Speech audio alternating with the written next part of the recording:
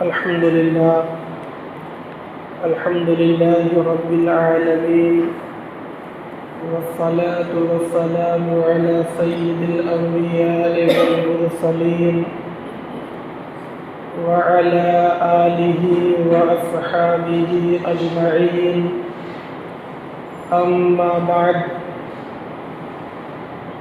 فأعوذ بالله من الشيطان الرجيم. بسم الله الرحمن الرحيم.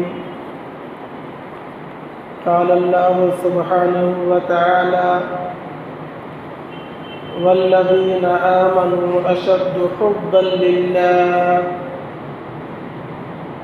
وقال النبي صلى الله عليه وسلم: لا يؤمن أحدكم حتى تكون هواه تبعا لما جئت به، أو كما قال النبي صلی اللہ علیہ وسلم. معزز سامعین، قابل احترام بزرگوں اور نوجوان دینی ساتھیوں، رسول اللہ صلی اللہ علیہ وسلم نے ایک اصول ہم مسلمانوں کو دیا ہے. وہ اصول خطبے کے اندر میں نے حدیث شریف کی شکل میں تلاوت کیا ہے. فرمایا: لا يؤمن أحدكم حتى تكون هواه تبعا لما جئت به. ترجمہ کیا ہے؟ تم میں سے کوئی اس وقت تک کامل مومن نہیں ہو سکتا جب تک کہ اس کی طبیعت، اس کی خواہشات ہمارے لائے ہوئے دین کے تابع نہ بن جائے.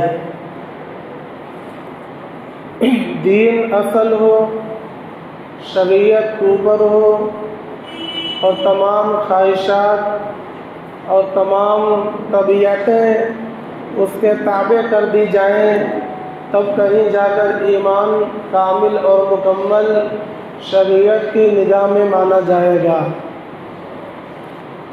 اللہ تبارک و تعالی نے اصول دیا. فرمایا: والذین آمنوا اشد حبا للہ. اور وہ لوگ جو ایمان والے ہیں وہ اللہ سے سب سے زیادہ محبت کرنے والے ہیں. یہ اصول ہے اللہ تبارک و تعالی سے ایمان کے تقاضے کا.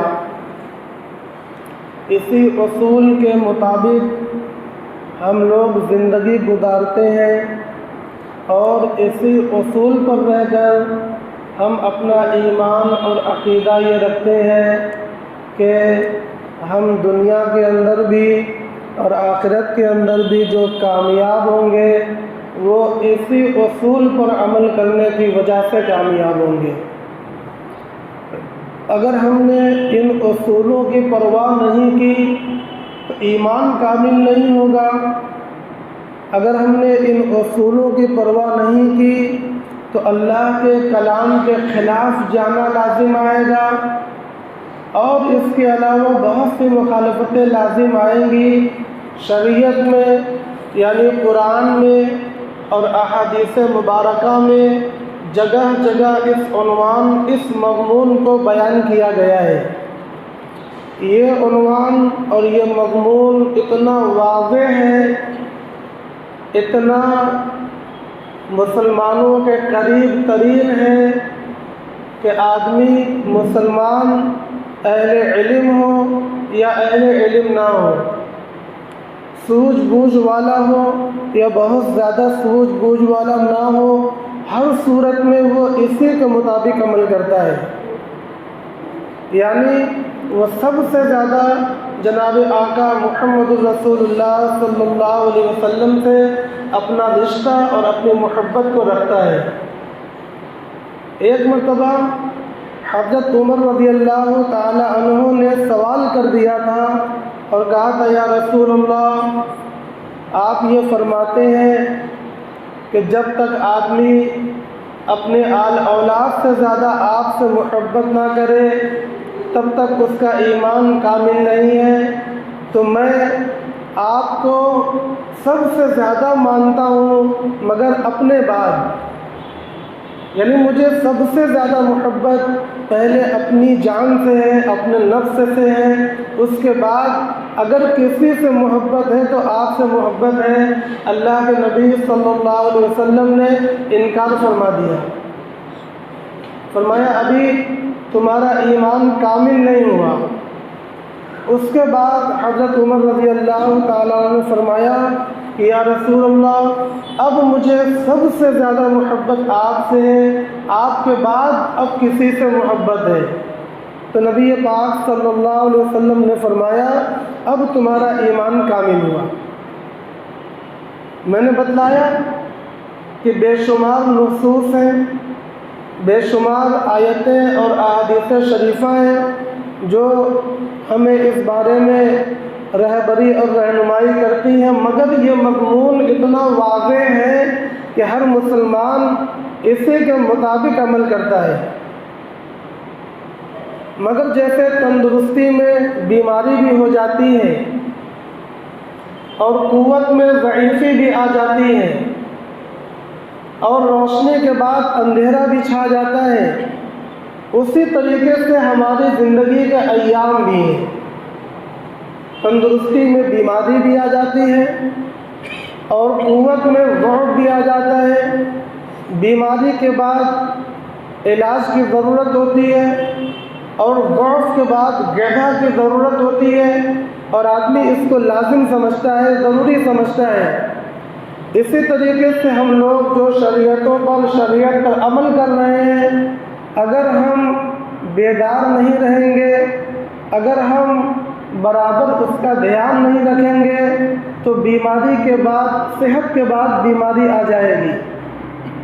اور بیماری آتی ہے، یہ نہیں کہا جا سکتا کہ آپ ہر وقت شریعت پر عمل کرتے رہیں گے، کبھی کوئی لاپرواہی نہیں ہوگی، کبھی کوئی غفلت نہیں ہوگی، یہ نہیں کہا جا سکتا، بلکہ یہی کہا جائے گا کہ نہیں ایسا ہوتا ہے، غلطیاں ہوتی ہیں، لاپرواہیاں ہوتی ہیں، مگر بیماری کو بیماری سمجھے اور اس بیماری کا علاج کرے، یہ عقل مندی کی بات ہے۔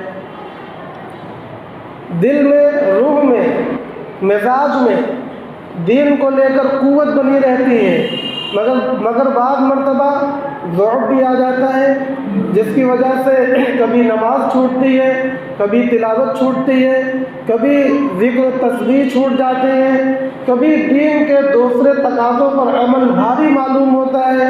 یہ ضعف ہے، ضعف کا آنا یہ فطری چیز ہے، مگر اس ضعف کا علاج نہ کیا جائے یہ حماقت ہے، اس ضعف کا علاج کرنا ضروری ہے۔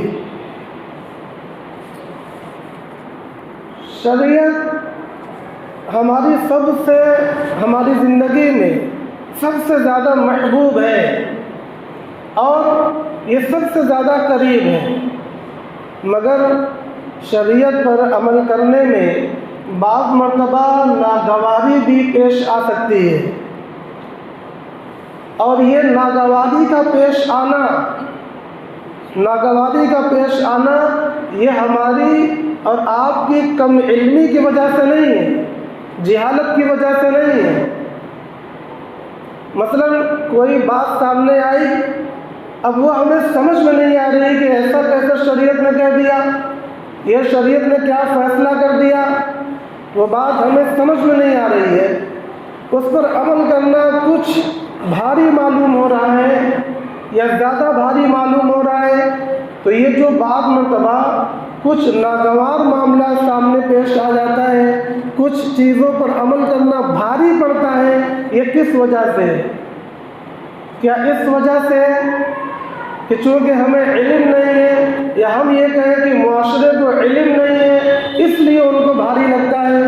اس وجہ سے ہرگز نہیں ہے، بلکہ شریعت کا ناگوار ہونا، شریعت کے احکام پر عمل کرنا بھاری ہونا وہ اس وجہ سے ہوتا ہے کہ آدمی کے دل میں اللہ اور اس کے رسول کی عظمت اور محبت میں کمی آ جاتی ہے۔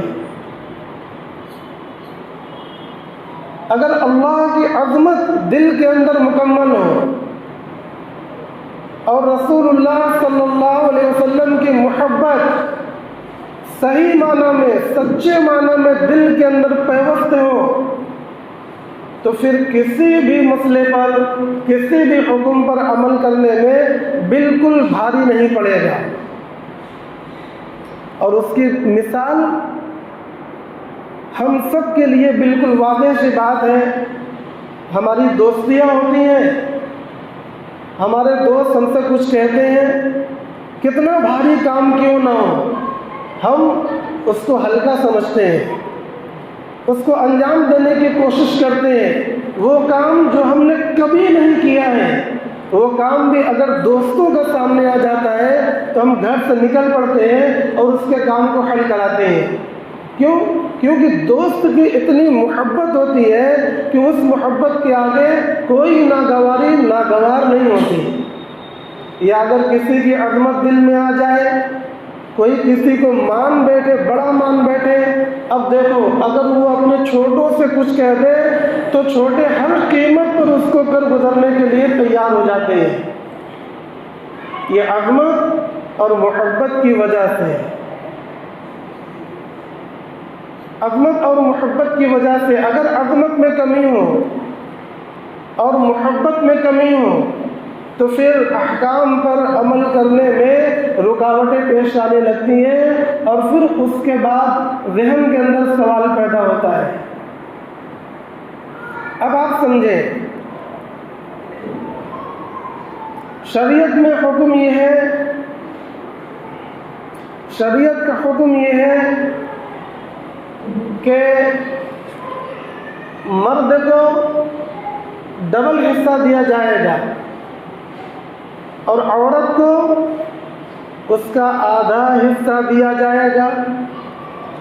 یہی تو ہے، للذکر مثل حظ الانثیین، للذکر مثل حظ الانثیین، یہ قرآن مجید کا اصول ہے۔ آپ بھائی بہن ہیں تو آپ کا ڈبل ہوگا، بہن کا سنگل حصہ ہوگا۔ یہ ایسا ہے کہ ہو سکتا ہے کہ عورتوں کو کچھ ناگوار گزرے کہ شریعت نے یہ کیا فیصلہ کر دیا، تو یہ ناگواری اس وجہ سے ہے کہ اس کے دل میں اللہ اور رسول کی محبت اور عظمت میں کمی ہے، تب جا کر یہ سوال پیدا ہوگا، ورنہ پھر کوئی سوال نہیں پیدا ہوگا۔ اللہ نے کہا ہے، پھر یہ ہوگا کہ ہمارے رسول نے کہا ہے، اور ذہن میں کوئی سوال تک پیدا نہیں ہوگا۔ دوسری مثال سمجھے، ایک ہوتا ہے پیڑوں کو فروخت کرنا، باغات کو بیچنا۔ باغات کو غیر مسلم حضرات میں جو بیچا جاتا ہے دوسری قوموں میں، اس کا یہ طریقہ ہے کہ پھل آنے سے پہلے، ابھی پھل آیا نہیں ہے، پھل آنے سے پہلے باغ بک جاتے ہیں۔ جو کسان کے باغ ہوتے ہیں وہ پھل آنے سے پہلے بک جاتے ہیں۔ وہ تخمینہ لگاتے ہیں کہ کتنے پیڑ ہیں، کتنا پھل پیدا ہوگا، اور اسی حساب سے ریٹ طے ہو جاتا ہے، اور اس کے بعد پھل آنے سے پہلے باغات بک جاتے ہیں۔ ہماری شریعت نے پھل آنے سے پہلے پیڑ کو اور باغ کو بیچنا حرام قرار دیا ہے۔ یہ ہمارے یہاں جائز نہیں ہے۔ اچھا، اگر پھل آنے سے پہلے باغات بک جائیں تو باغ کون خریدے گا؟ جس کو مال کی ضرورت ہے اس کو بھی اس بات کی امید ہوگی کہ ہاں پھل اتنا آئے گا، اسی حساب سے قیمت طے ہوگی۔ مان لو 5 لاکھ روپے قیمت طے ہوئی، ٹھیک ہے، 5 لاکھ روپے قیمت طے ہوئی، مگر پھل نکلا 2.5 لاکھ کا، تو خریدنے والے کا نقصان ہوگا کہ نہیں؟ کوئی ضروری ہے کہ جو کمپلیں پھوٹی وہ سب کے سب پھل بن جائیں؟ ہوائیں چلتی ہیں، سارے آم گر جاتے ہیں، کوئی وبا پھیلتی ہے اور ساری چیزیں برباد ہو جاتی ہیں۔ ابھی آپ سیلاب کے اندر دیکھ رہے ہیں، سارے کے سارے باغ ختم ہو گئے۔ وہ بک چکے تھے، پھل آنے سے پہلے بک چکے تھے۔ اب 5 لاکھ میں خریدار نے 5 لاکھ ادا کر دیا، مگر پھل آیا 2.5 لاکھ کا۔ اب کیا ہوگا؟ بیچنے والا تو بہت خوش ہے اور خریدنے والا بہت غمگین ہے۔ شریعت نے اس کو ناجائز اور حرام قرار دیا ہے۔ اب معاملہ کیا ہو گیا کہ بیچنے والا خریدنے والا بہت خوش ہے کہ بھائی شریعت نے بہت اچھا فیصلہ کیا ہے، کتنی پیاری شریعت ہے، کتنی حکمت کے ساتھ اس نے اپنے قانون کو بنایا ہے کہ پھل آنے سے پہلے خریدنا نہیں ہے، بیچنا نہیں ہے۔ اگر پھل آنے سے پہلے میں اس کو خرید لیتا تو میرا 2.5 لاکھ کا نقصان ہو جاتا۔ پھل آنے کے بعد جو پھل لگے ہیں ان کی قیمت تخمیناً 2.5 لاکھ بن رہی ہے، لہذا 2.5 لاکھ دے کر میں نے خرید لیا۔ وہ تعریف کرے گا کہ نہیں کرے گا؟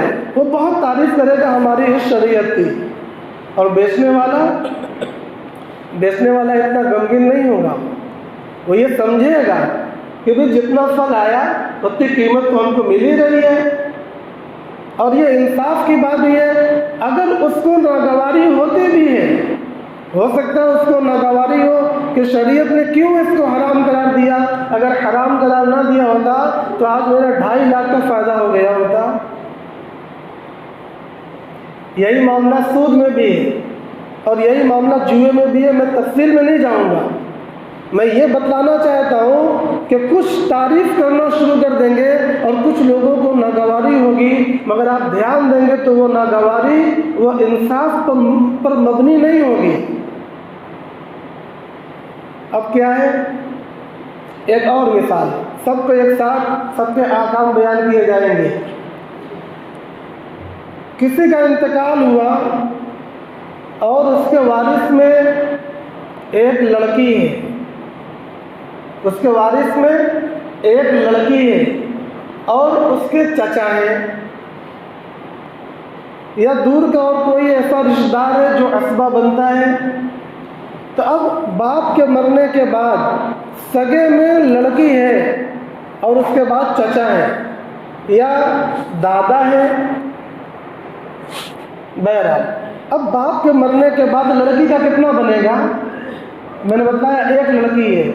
ایسی صورت میں باپ کا آدھا مال، آدھی جائیداد، آدھا ترکہ لڑکی کا ہوگا اور آدھا ترکہ لڑکی سے بچ کر دوسرے کی طرف چلا جائے گا۔ ہو سکتا ہے کہ وہ چچا سے دور کا رشتہ ہو سکتا ہے وہ ماموں ہو سکتا ہے کچھ اور دور کے رشتہ داروں، مختلف شکلوں میں مسئلے بنتے چلے جاتے ہیں۔ اب کیا ہوگا؟ لڑکی کو ناگوار گزرے گا۔ عجیب بات ہے، شریعت کا یہ کیسا فیصلہ ہے؟ میرے سگے باپ کا مال آدھا مجھے ملا، آدھا دوسرے کے پاس چلا گیا، وہ دوسری خاندان میں چلا گیا، مگر وہ جس کے پاس گیا وہ کیا کہے گا؟ واہ شریعت، کیسا اللہ نے قانون بنایا ہے، اتنے دور کے رشتہ داروں کا بھی کیسا خیال کیا ہے۔ وہ بہت خوش ہوگا۔ ایک کو ناگواری ہو رہی ہے اور ایک کو خوشی مل رہی ہے۔ معلوم یہ ہوا کہ اگر انسانوں کے اوپر فیصلہ چھوڑ دیا جائے تو کبھی کسی کو خوش نہیں کیا جا سکتا۔ اسی لیے شریعت نازل ہوئی ہے کہ انسانوں کے اوپر فیصلہ نہ چھوڑا جائے، بلکہ جس نے انسان کو پیدا کیا، جو تمناؤں کو پیدا کرتا ہے، جو ضرورتوں کو جانتا ہے، جو ہمارے اچھے برے سے کروڑوں سال پہلے سے واقف ہے اور ہمیشہ واقف رہے گا، وہ تمام مصلحتوں کو پیدا کرنے والا ہے، اس نے اپنا قانون نازل کیا۔ اس قانون کے اندر بہت کچھ حکمتیں، بہت کچھ مصلحتیں رکھی، اس کا کوئی بھی حکم حکمت اور مصلحت سے خالی نہیں۔ یہ الگ بات ہے کہ بروقت ہمارے ذہن میں وہ حکمت اور مصلحت موجود نہ ہو، کوئی بات نہیں، موجود نہیں ہے کوئی بات نہیں، مگر ایسا نہیں ہونا چاہیے کہ کسی بھی وقت ہمارے دل میں عظمت اور محبت موجود نہ ہو۔ مسئلہ تب بگڑے گا جب دل میں اللہ کی عظمت اور اللہ کے رسول کی محبت موجود نہیں ہوگی، اس وقت سوال پیدا ہوگا۔ اب آج ہمارے چاروں طرف جو چل رہا ہے، دشمنان اسلام بھی اور اپنے لوگ بھی اسلام کے مسائل کو عقل کے معیار پر سمجھنے کے لیے بالکل تیار بیٹھے ہیں۔ یہ مسئلہ ایسے کیوں ہے، وہ مسئلہ ایسے کیوں ہے، شریعت کی یہ بات سمجھ میں نہیں آتی۔ یہ جو سوالات پیدا ہوتے ہیں، میں انہی کو سمجھانے کی کوشش کر رہا ہوں۔ وہ اس وجہ سے پیدا ہوتے ہیں کہ دل میں عظمت اور محبت کی کمی ہے۔ اس وجہ سے پیدا نہیں ہو رہے کہ آپ کو جانکاری نہیں ہے، اس وجہ سے پیدا نہیں ہو رہے۔ اس لیے ہم تمام مسلمانوں کو یہ چاہیے کہ اپنے دلوں میں اللہ کی عظمت کو بھرپور پیدا کریں گے سب، اور اپنے دلوں میں اللہ کے رسول کی محبت کو بھرپور پیدا کریں۔ یہ کریں گے، یہ پیدا کیسے ہوتا ہے، اللہ کی عظمت کیسے پیدا ہوگی؟ نمبر 1، میں نیچے کی طرف سے اوپر آتا ہوں، نماز پڑھنے سے۔ نماز کو کسی بھی حال میں نہ چھوڑیں۔ نمبر 2، اللہ کی تسبیح، لا الہ الا اللہ، لا الہ الا اللہ، یہ جو تسبیح ہے اس کو صبح و شام پڑھنے سے۔ اور نمبر 3، اللہ کے حکم کو ماننے سے، اس بات کا خیال پیدا کرنے سے کہ جو اللہ نے حکم دیا ہے ہم کو بس وہی ماننا ہے، اس کے خلاف کچھ نہیں ماننا ہے۔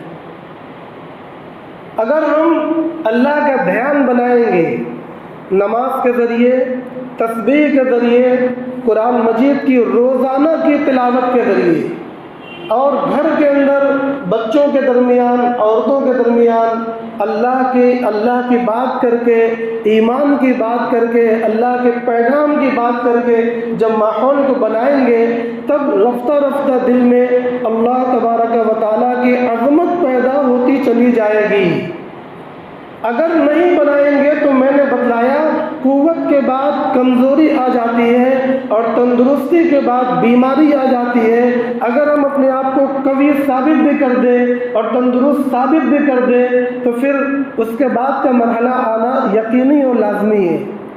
اس لیے ہر دن غذائیں لیتے رہیں، اور جو بیمار پڑ جانے کے اسباب ہیں جیسے لاپرواہیاں، گندی چیزیں کھانا، گندی جگہوں پر رہنا، جیسے بدن کے لیے ان سے بچنا ضروری ہے، اسی طریقے سے گندی باتیں، گندے اعمال، گناہ، فواحش، منکرات، نشہ، ان تمام چیزوں سے بچنا ضروری ہے۔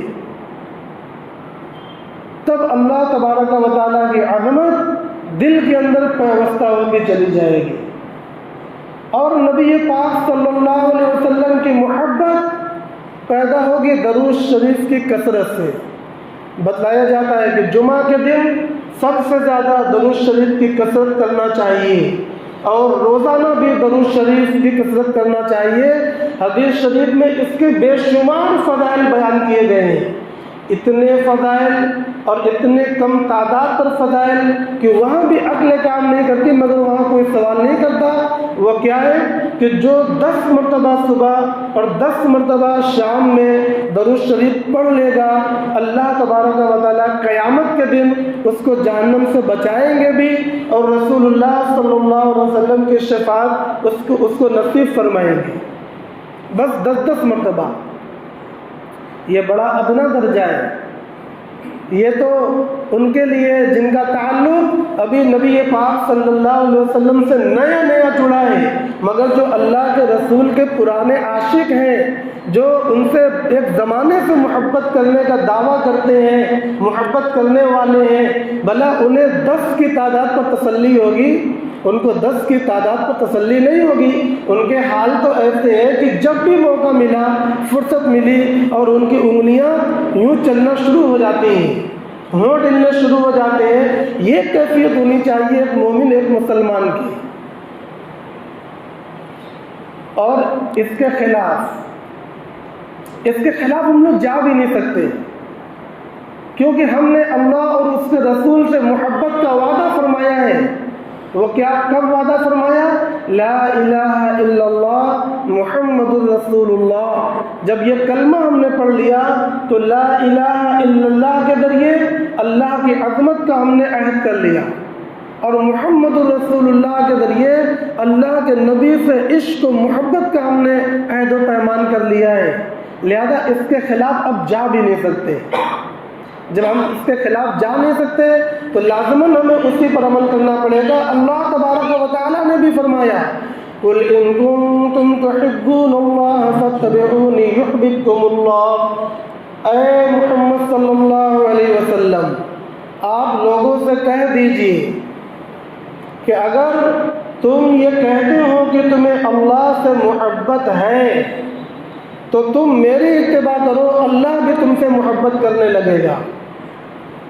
یہاں پر میرے ذہن میں ایک بات آ گئی، وہ یہ کہ ہم اور آپ سب لوگ اللہ کی عظمت کرتے ہیں کہ نہیں کرتے، اور اللہ کے رسول سے محبت کرتے ہیں کہ نہیں کرتے؟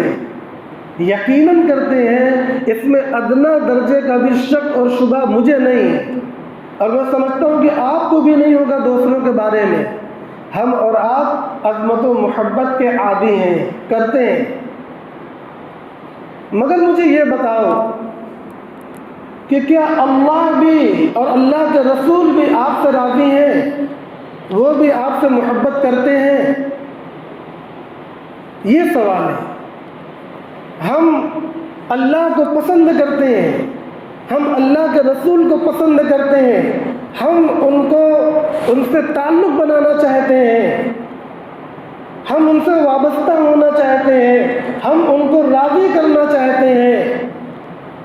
مگر مجھے یہ بتاؤ کہ اللہ اور رسول بھی ہم سے تعلق رکھتے ہیں، ہم سے راضی ہیں، وہ بھی ہم کو راضی کرنا چاہتے ہیں؟ یہ کیسے پتہ چلے گا؟ محبت ایک طرفہ ہوگی. اگر ایک طرفہ محبت ہوگی تو اس کا انجام کیا ہے آپ ذرا سمجھیں. ایک طالب علم تھا، پردیش میں پڑھتا تھا. اس کے گاؤں سے اس کے رشتہ دار ملنے گئے. رشتہ دار نے پوچھا کیا حال ہے؟ کہا بہت خوش ہوں، بہت آباد ہوں، بہت بہترین زندگی کٹ رہی ہے. لوگوں نے پوچھا اتنا خوش کیوں؟ کہا شہر کا جو بادشاہ ہے اس کی بیٹی شہزادی سے میں شادی کرنے والا ہوں. لوگ بالکل حیرت میں آ گئے کہ یہ طالب علم بادشاہ کی بیٹی شہزادی سے شادی کرنے والے ہیں، کوئی بات تو یقیناً ہوگی. پوچھا اچھا تو اس کی تیاری چل رہی ہے؟ کہاں اس کی تیاری چل رہی ہے. کہا اچھا تو وہ بھی راضی ہے؟ نہیں اس کی تیاری چل رہی ہے. کہا اس کی تیاری چل رہی ہے. لوگوں نے پوچھا کتنی تیاری ہوئی ہے؟ کہا آدھی تیاری ہو چکی ہے، معاملہ آدھا بن چکا ہے، آدھا معاملہ باقی ہے. تو لوگوں نے کہا کہ وہاں بھی بادشاہ کے پاس بھی سنیسا چلا گیا ہے. کہا نہیں اس کے پاس سنیسا نہیں گیا ہے، میں راضی ہوں، ابھی ان کا پتہ نہیں ہے. آدھا معاملہ بن گیا ہے نا. میں راضی ہوں مگر شہزادی کو معلوم نہیں ہے، تو میری آدھی تیاری ہے، آدھی تیاری باقی ہے. کیا محبت ہے یہ؟ ادھر کچھ پتہ نہیں اور یہ سمجھ رہا ہے کہ ہماری آدھی تیاری ہے. مجھے ایسا ڈر لگتا ہے کہ کہیں ہمارے ساتھ بھی تو معاملہ ایسا نہیں ہے. ہم یہ سمجھتے ہیں کہ ہم آدھا تیاں تیار ہیں، مرنے کے لیے بھی، جنت میں جانے کے لیے بھی، اور عذاب قبر کی تنگیوں اور ہولناکیوں سے بچنے کے لیے بھی، اور میدان حشر کی جو وحشتیں ہوں گی اس کے لیے بھی ہمیں لگتا ہے ہماری آدھی تیاں تیاریاں ہیں، ہم کر لیں گے. مگر بعد مرتبہ یہ ڈر لگتا ہے کہ اسی طالب علم کی طرح دھوکے میں تو نہیں ہے کہ ہم راضی ہیں، بس اس کا راضی ہونا باقی ہے. ہمیں معلوم ہے کہ ہماری شادی ہونے والی ہے، بس شہزادی کو بھی معلوم نہیں ہے، اس کو معلوم کرانا باقی ہے. ہمارے حالات میں سمجھتا ہوں ایسے ہی رہیں گے اگر ہم نے صحیح نقطے کے اوپر غور نہ کیا. وہ صحیح نقطہ کیا ہے؟ وہ اس آیت کے اندر بیان کیا گیا ہے، قُلْ إِن كُنتُمْ تُحِبُّونَ اللَّهَ فَاتَّبِعُونِي يُحْبِبْكُمُ اللَّهُ۔ اس کا کیا مفہوم ہے؟ اے محمد صلی اللہ علیہ وسلم، لوگوں سے کہہ دو کہ اگر مجھ سے محبت کرتے ہو تو وہ محمد کی اتباع کریں۔ اگر محمد کی اتباع کریں گے تو اللہ بھی ان سے محبت کرنے لگے گا۔ سمجھ میں آیا؟ اللہ کیسے محبت کرے گا؟ اللہ کیسے راضی ہوگا؟ اللہ کے پاس ہمارا سلیقہ کیسے پہنچے گا؟ اس کا ایک واحد راستہ ہے، ایک واحد راستہ اتباع شریعت، اتباع سنت، اتباع رسول، سب ایک ہے، نام الگ الگ ہے، اور وہ اتباع سنت کے مطابق ہونا چاہیے۔ اس میں بدعت اور رسم و رواج نہ یہ شامل ہو نہ وہ شامل ہو۔ اگر اس طریقے کی اتباع کرتے ہیں تو گویا ہم بھی اللہ کو تلاش کر رہے ہیں اور اللہ بھی ہمارے لیے بالکل استقبال کے لیے تیار ہے۔ اور اگر ہم نے اس کا خیال نہیں کیا تو اسی طالب علم کی طرح ہمیشہ ہماری تیاری ادھوری رہ جائے گی۔ ہمارا اور شریعت کا یہ حال ہے۔ ان حالات کے اندر ہمارا یہ فرض بنتا ہے کہ ہم اپنی اس پیاری شریعت کو بچاویں اور اس کے لیے اپنی زندگی کو لگاویں، اس کے مطابق اپنے اعمال کو ڈھالیں۔ اگر اعمال کرنے میں مشقت آوے، کچھ ناگواری محسوس ہو، ہم یہ سمجھیں اس ناگواری کو برداشت کریں، اس ناگواری کو برداشت کریں اور اس سے اونچا جو مقصد ہے اس مقصد پر اپنی نظر رکھیں۔ وہ اونچا مقصد انہی چیزوں کے اندر بیان کیا گیا ہے، آپ اس کو غور کریں۔ آج کے جو حالات ہیں، ان حالات کے اندر اس بات کی کوشش کی جا رہی ہے کہ شریعت کے مسائل کو بدل کر عام لوگوں کے عقل کے مطابق بنا دیا جائے۔ اسی لیے UCC لایا جا رہا ہے۔